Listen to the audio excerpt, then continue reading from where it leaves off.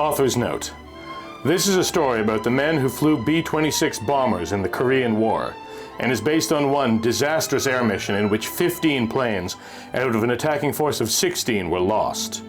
Although the story is carefully based on events that actually occurred, I have not used the names of any real persons in it. All of the B-26 bombers of the 1452nd Bomb Wing that had been sent on the mission to Sarawon were already safely on the ground, all except one. The crew of the returning B-26s stood on the airstrip at Myhill, Japan, glad to be back, milling around in the usual post-mission confusion. They were beginning to wonder what had happened to the last plane when Major Thomas B. Tonkin's bomber appeared on the horizon, away to the northwest. "He made it back," one of the gunners whispered. "That madman Tiger Tonkin made it back." "He's coming in mighty low," another crewman said. "He's in trouble." The third voice belonged to Colonel C.A. Foster, commander of the 1452nd. Foster had led the day's mission against a North Korean oil refinery at Sarawon. "It looks like he's in serious trouble." The B-26 was limping at almost treetop altitude above the green Japanese paddy fields, straining through the air while a long trail of black smoke spewed from its left wing. It was rocking sideways, hobbling like a wounded bird, and as it came closer, the men on the ground could see that its left engine was feathered. The left propeller hung still, fixed in its position with the solidity of a tombstone. The trail of smoke became a long, streaming curve as Tonkin's plane banked to land. "He stopped some flak. I saw him get hit out there." "I wouldn't fly with Tonkin," the gunner said. "Not for anything." "Where the hell are those crash wagons?" Foster demanded. "Get the meat trucks out to the end of the runway." The B-26 was feeling its way downward, descending, with its nose high in the air and its tail dragging. Electrical cables dangled loose from gaping holes in its fuselage. Around the rim of the left engine, an orange fuel fire was feeding the smoke trail. The right engine was sputtering and belching, and neither the flaps nor the landing gear were down. At nearly 200 miles per hour, the bomber collided with the runway, throwing sparks in all directions, bouncing, then sliding around on its belly. The shriek of steel mashing against concrete sent echoes across the Japanese farmland. A fuel tank exploded just as fire trucks were pulling around the plane, and clearly framed against the new geyser of flame, 3 men dropped to the ground and ran. Tiger Tonkin, tall and burly, was the last of the trio. "He got them back," the watching gunner exclaimed. "His whole crew is okay." The plane burned like a pile of trash while the fire trucks sprayed foam over it. Sergeant Timmy Coslow, gunner and radio man on the B-26, collapsed after running a short distance from the wreck, and he was scooped up by waiting corpsmen. Tonkin stopped above the fallen sergeant, wiping blood and grease from his own forehead. First Lieutenant Joseph H. Fives, the co-pilot, continued running until he had merged with a group of onwatchers coming face to face with the colonel. "I don't know how we made it, sir." "Glad to see you." Foster tried to smile. "I guess that's another airplane totaled. How's your radio man?" "He was grazed by some shrapnel, sir. I think he'll be all right." "You were hit by flak?" "The left wing, sir. We were hitting the left wing." "I don't think it was a direct hit, but it was close enough." "Fives, did you make a second pass on Sarawon?" "Well, sir." Fives was a tall Midwesterner, his raw-boned face perpetually colored red as a beet. His voice answering the question was not better than a mumble. "Did you?" "Yes, sir. I guess we did." The colonel nodded with a sarcastic scowl and gazed at the spot where the B-26 was now smoldering, covered with foam from the fire trucks. Tonkin was still standing in the middle of the runway, watching the medics carry his radio man to the 4x4 truck that served as an ambulance. Foster turned and raised a hand. "All right, gentlemen, let's stop watching the bonfire and start debriefing. Fives, I don't know how you bastards brought that airplane back, but I'm glad you're alive." "Thank you, sir." "And after debriefing, or whatever your major is finished watching over his radio man, kindly tell Tiger Tonkin I want to talk to him." Tonkin emerged from the Consett aid station, satisfied that his radio operator was not seriously wounded. The sun was going down, spraying gold on the metal rooftops of Myhill Air Base. The major stood erect, his face twisted into a weary grimace of exhaustion. He was still wearing his coveralls, with the flak jacket unbuttoned and dangling free from either shoulder. Against his neck, where the zipper of the coveralls parted, his red scarf was darkened with sweat. The scarf, the exhausted appearance, and the cigarillo that protruded from his grim lips had become trademarks for the major. After 47 missions, he was probably the best-known pilot in the 1452nd, and the reputation was not always favorable. "Colonel wants to see you." Fives walked up to the major, accompanied by another pilot from the same squadron, a young lieutenant named Byrne. Byrne was a small man with dark eyes, a college graduate who had come to war only in the past few weeks. He always looked nervous. Funny war, Tonkin mused. You commute back and forth from Japan to Korea just like you were riding the subway to work in civilian life. Beer and Japanese women at night, flak and MIGs in the morning. How's your crew, Byrne? A little hairy about this Sarawon stuff. Figures. None of us like it. How's Kozlo? Fives asked. He's okay, the major said. Just grazed. They're letting him out tonight. Like I said about Sarawon, Byrne, none of us like it. There's a bad rumor going around, Byrne said, to the effect that we're back tomorrow. I was afraid they might send us back. Tobin paused to study the two lieutenants. They were both wearing dress uniforms, the new Air Force blues that had been issued only recently and still looked strange compared to familiar khaki. The two were probably going into the town of Myhill tonight to see the Japanese girls who are always available in the bars and beer halls. If they send us a second time, it'll be worse. A lot worse. It looks that way, sir. Don't go AWOL on me, Fives. No problem. Good night, Major. It's that main chemical plant in the center of the refinery, Colonel Foster said. That's the key to the whole target, and that's why we have to go back. So it's true. Tonkin bit his lip. They were sitting on a ruffled bunk in the colonel's quarters, drinking a pair of warm beers. We're going back into the blast furnace tomorrow. The blast furnace? The biggest concentration of flak guns anywhere. It's the chemical plant. A lot of dog faces on the ground are going to be in bad trouble if we can't knock out the North Korean oil industry. Why'd you want to talk to me, Colonel? That second pass you made over Sarawon today. Your plane wouldn't have been wiped out if you hadn't made that second pass. I knew the orders. Sure you did, Tiger. You always know the orders. If one of the new men had broken orders to make a second run on that target, I'd have grounded him. But you always know I won't touch you because you've got the reputation as the boldest bomber pilot in this whole damned war, and you haven't lost any men yet. I'm not going to either.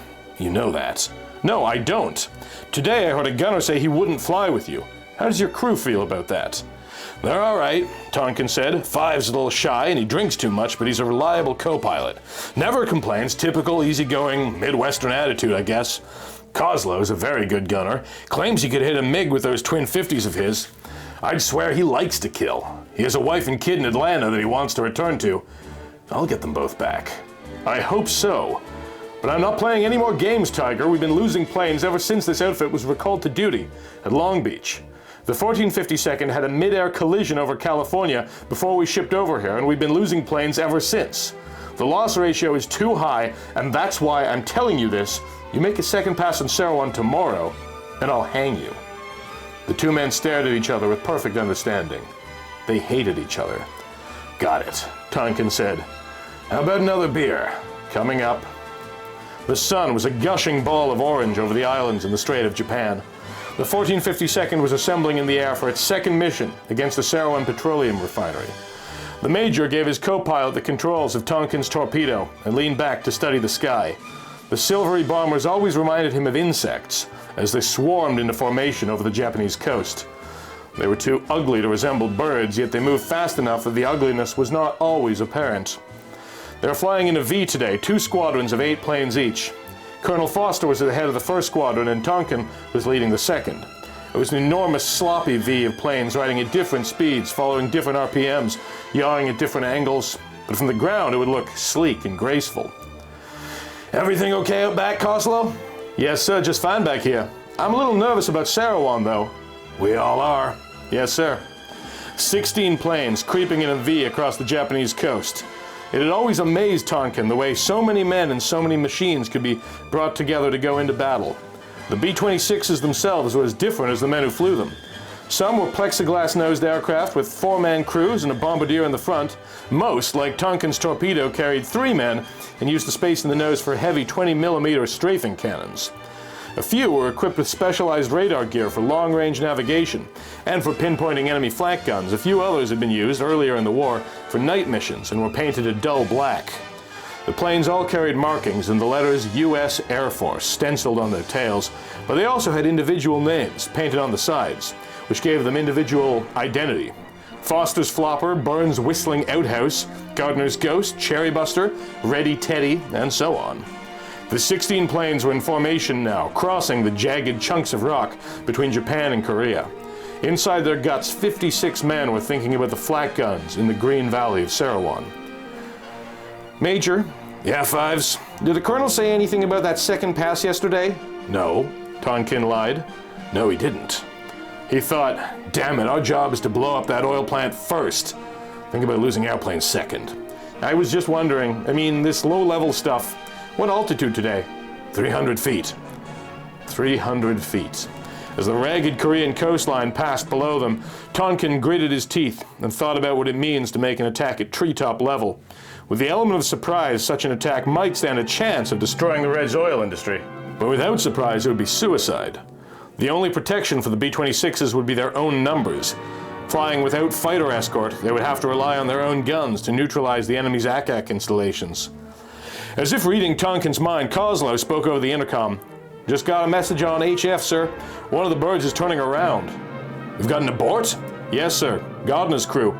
They're having engine trouble. Great, Tonkin mused. Just great. From a corner of his eye, he could see one of the B-26s turning, breaking away from the formation and flatting out against the shoreline. You test-fired your guns, Coslow? Yes, sir. Good. We'll be flying low enough to see men this time. Don't hesitate to shoot at them. You know I won't. The plane that had aborted vanished behind them. And then, the Major thought, remembering a childhood nursery rhyme about little Indian boys. And then there were 15. Looking back at the second mission flown against Sarawan by 2 squadrons of the 1452nd Bomb Wing, historians have never been able to explain the disaster that happened in North Korea's flak-filled skies. In terms of percentage losses, it was the bloodiest single mission in Air Force history. Although the total number of men and planes involved was not high. If there is an explanation for the 93.6% loss of men and planes, it lies in that unpredictable factor that has to be experienced in all wars: potluck on the part of the enemy. The North Koreans were simply fortunate in detecting the raid long before it arrived. But historians never credit the enemy with being just plain lucky. The flat gauntlet began as soon as they crossed the front lines. Clipping through a narrow valley surrounded by chancre-shaped peaks, the formation was suddenly engulfed in a flood of ugly black explosions. The blast began in the air ahead and slid backward, walking into the B-26s at exactly the right altitude. At the head of the 2nd Squadron, Tonkin was suddenly fighting his controls, ramming his way through a hailstorm of fire and steel. Good God! Fives screamed. The co-pilot was thrown back hard against his seat as a piece of shrapnel tore through his side window, spraying glass all over the cabin. As the rumble of the explosion passed, he held up a hand that had been cut to ribbons. The flying steel had barely missed his head. "Crawl back and grab the first aid kit," Tonkin yelled. He was still pushing the plane through new bursts of smoke, unable to leave his controls. "They got one of our planes," the radio operator yelled. "I can see a 26 falling to the right. Major!" Coslow's voice was garbled in terror. "His wing is sheared clean off. Hang on, we're coming out of it. How is it, Fives?" The co-pilot had found some morphine and injected a shot directly into his own wrist. Then he'd covered the bleeding hand with a bandage. "I'm okay," he said. "We're about 5 minutes from Sarawan. Unless you're wounded bad, I'm not going to abort." "You're not," the co-pilot said, making a statement. It was standard procedure that a pilot with a wounded crewman, regardless of the size of the wound, was supposed to turn around and go home. Tonkin knew this, and he also knew that he was displaying the same brashness he had shown yesterday in making a second pass onto the target, against orders. He remembered his promise to bring his men through this war, and he hoped he was doing the right thing. "I'll be okay," Fives repeated, condescendingly. "Good. Coslow, you see any shoots from that bird?" "They got 2, Major. I see a second one skimming along the ground down there, smoking. The first one had his wing clean blown off, sir, clean off. No, sir, no shoots from either of them." "The North Koreans are manufacturing some damned expensive oil," he said, realizing that the words did not come out as profoundly as they were intended. "We're about 3 minutes out now, Fives. Can you handle the strafing guns?" "No problem. Other hand's okay." "I wonder," the Major thought, "how long it has been since I was on a first-name basis with a crew of mine. World War II? Now, it seems, we are 13. Cramped inside the lead B-26, Colonel C.A. Foster was neck and neck with 1,000 images racing through his mind. One segment of the colonel's brain was studying the terrain below, the mountains, rice paddies, and rail lines that moved toward North Korea's largest city, and toward the guns of Sarawan. Another part of his awareness was devoted to the B-26 on his wing, a plane that had taken several hits during the first barrage of flak. Foster had ordered the pilot, a southerner named Townley, to turn around and limp back to Myhill. Now Townley was complying, but fragments of one engine were scattering in the air as the wounded B-26 turned. Because he did not think Townley would make it, and because he knew of the other losses, Foster was dreading the requisitions, and the letters to parents and wives he would have to write tonight. They plummeted across a railhead, marking the final navigation point before the target, and the colonel studied the fertile green valley ahead. The valley had been a rich harvest ground for barley once, 7 miles long, well irrigated, cropped with high aspens that cast long shadows on the ground. Now, still rich farmland had also served as a hiding place for the radar-controlled anti-aircraft guns labeled Made in USSR. It was one of a dozen valleys spreading like a cloverleaf around the Squadron oil plant. There was no way to make the attack on enemy petroleum without passing through one of these valleys. No way to avoid passing across the scopes of the flak guns, which by now had surely been alerted. Perhaps, the colonel thought, his second squadron leader was right after all. Tonkin had been taking too many chances lately, but Tonkin had been producing results.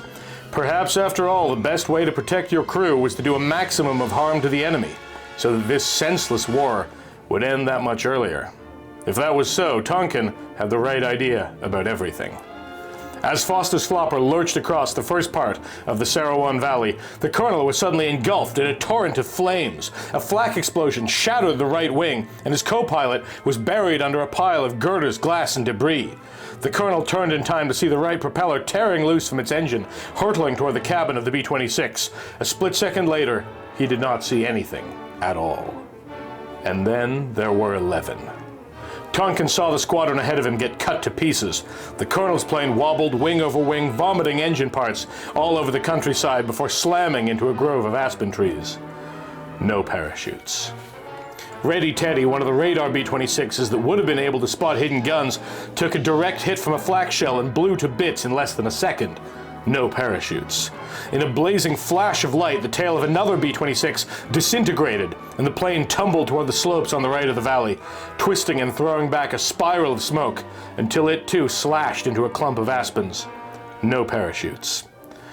Inside Tonkin's torpedo, the major considered turning his entire squadron around.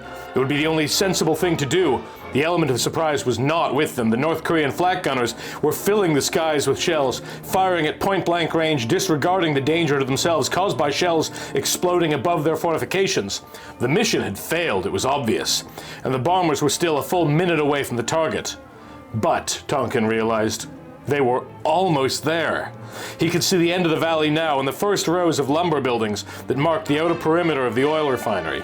Squinting, he could make out the main chemical plant far ahead, barely visible through the puffs of flak, the trails of smoke, and the spitting heads of 50 cal fire from the other B-26s ahead.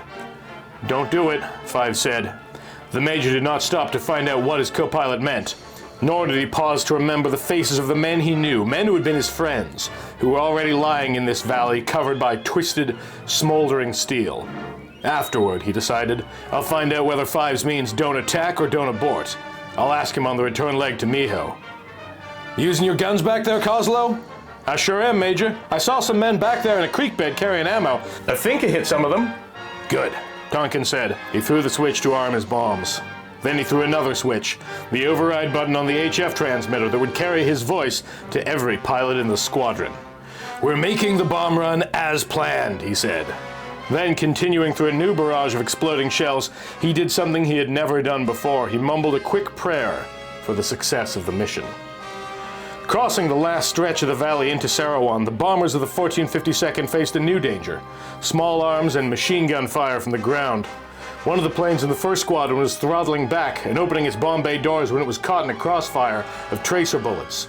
The bombs became exploding torches in the Korean afternoon. No parachutes. Two other B-26s had emerged from the valley almost wingtip to wingtip, but one of them had been struck. Throwing back broken pieces of flap and aileron, the damaged plane careened sideways, plowing squarely into the second aircraft. The two planes collided like flying beer cans, hurtling over and over until they smashed into an oval-shaped petroleum tower in the center of the refinery. Their bombs exploded horizontally. No parachutes. The refinery sprawled in front of Tonkin's sight as his co-pilot fired the strafing guns. The Major hunched over the vertical crosshairs of the bomb salvo device, leaning into the controls, biting his lips so hard that a trickle of blood moistened his chin. And then there were 6. Crouched in the radio man's compartment of Tonkin's torpedo, Sergeant Timmy Koslow was as alone as a man can be. But he was also as comfortable as possible under the circumstances. Koslow had disliked flying a relief airplane, the one in which he had been grazed on yesterday's mission. In the torpedo, his gun periscope was a precision device that he had carefully balanced during hours of hard work. His twin 50 guns carried extra belts of ammunition that he had carefully coiled inside maintenance bays, and his wife looked down at him from the Atlanta sunshine of a color photograph taped above his head. Another snapshot of a Japanese girl was pasted against his range scope, but he did not glance at that one very often. Crouched with his knees against his chin, Koslow squeezed off bursts of gunfire at the perimeter guards along the refinery fence and at the laborers who scrambled in confusion below. He was constantly amazed at the sight of a man being hit, at the quick sparkle of bullets burning through flesh, at the sight of a man being literally torn to shreds by the guns. He clutched his sight grimly, firing at everything his eyes could find, disregarding the answering fire that was aimed at the B-26. Then he heard the splash of Russian-made bullets penetrating the airplane's metal skin, and he looked down to see his own intestines sprawled in his lap. "Bomb's gone!" Tonkin flipped the toggle switch marked salvo just as the main chemical plant, the center of the Sarawan target, passed beneath his sight. Then, with Koslow making frantic, guttural sounds over the intercom, he pulled back on the control column. For long moments, Tonkin went through hell. Pieces of other airplanes, wads of flying shrapnel, and streams of machine gun fire were everywhere in the air around him. His plane had been damaged and he was responding too slowly, climbing sluggishly while its airspeed dropped toward the stall-out point. He was thrown back, then hurled to the left as he tried to turn the plane at an impossible angle. Throughout all of this, Koslow's voice was an inhuman screech in the earphones. Finally, somehow, he leveled off the B-26. Another single plane was hanging off his right side, moving uncertainly with one engine feathered. On the nose of this B-26, Tonkin could make out a picture of a crude wooden shack with an exaggerated likeness of a little boy standing inside, displaying an even more exaggerated likeness of his anatomy. It was Burns' plane, the Whistling Outhouse. Is it possible? Tonkin wondered. After all this, it is possible that only 2 of us are left. He hit the HF override. Byrne, how's your situation? One of my engines is out? The answering voice was taut. But my crew's okay. Do you see anybody else? We're it, Major. We're alone. It was hairier than anybody could have thought. How's your fuel? 1800. I can make it back. Good, Byrne. Fly 178. Roger. Tonkin threw his own plane into a 360-degree orbit, knowing the other pilot would be surprised by the move. Below, the main chemical plant of the Sarawan refinery was badly damaged, and hundreds of small fires licked at the surrounding petroleum towers. They had done their job, but the price had been far too high. Major, are you coming? I sure am, Byrne. No second passes today. He returned to the intercom while banking to follow the other B-26. Koslow, how bad is it? Major, The voice choked itself and was replaced by a fiendish, frightening gurgle. Then the earphones were silent. With irrevocable certainty, Tonkin knew that his radio operator had died. He glanced at his co-pilot, remembering his promise to bring this crew out of the war alive. Five's face was bitter. His eyes were locked on the gauge that showed how many rounds of ammunition remained and the nose strafing guns. Don't do it, Five said for the second time on this day. Huh? You know what I mean, Major. Do I? Don't take us home with loaded guns. So it had come to this, Tonkin mused. There were still targets to destroy, men to kill at the refining plant below. It had come to this, and there was really no choice. Byrne, he said on HF, I'm going around again. The last time anyone saw Major Thomas B. Tonkin's B-26, it was falling end over end toward the refinery, first crippled and then killed by the guns of Sarawan. It fell like a wobbly chestnut on the wind through a sky filled with ack-ack blasts. The nose guns were still firing until the last moment, and this time there was one parachute.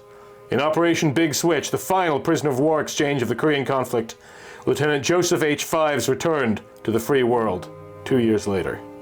The Medal of Honor recommendation for Tonkin was written up by Lieutenant Byrne, whose crew was alone in surviving that second Sarwan raid. But for reasons lost in the paperwork shuffle of post-war Korea, no one in Tonkin's crew ever received the award. Other members of the 1452nd who did not come back from that Ak-Ak afternoon were decorated. On the following day, the target was finished off by bigger, higher-flying B-29s from Okinawa, with the benefit of surprise, altitude, and fighter escort. The Mutant Museum would like to thank its generous sponsors whose names you see here. Particular thanks to Andre D., Brake System BSE, Michael Fattori, Zachary Snowden-Smith, and Zanazira. If you'd like to support the channel, there's a Patreon link in the description, and it's as little as $1 a month to get your own name up here. In the meantime, thanks for watching, and thanks for being you.